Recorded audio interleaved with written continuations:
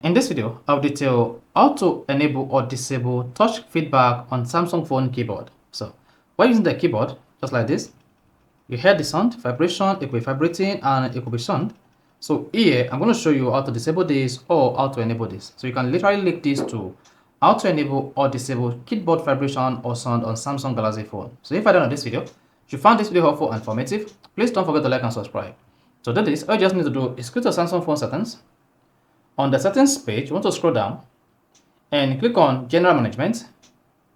Now, once you selected that, scroll down again and click on Samsung Keyboard Settings.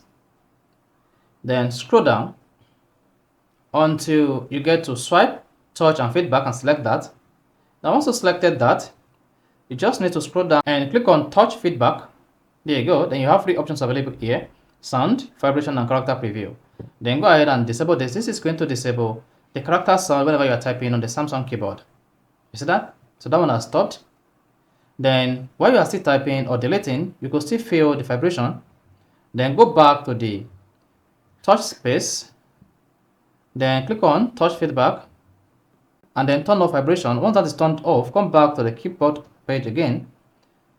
Then you observe that both the sound and vibration on the keyboard is disabled. So you can easily disable keyboard vibration, sound vibration under touch feedback on Samsung Galaxy phone keyboard.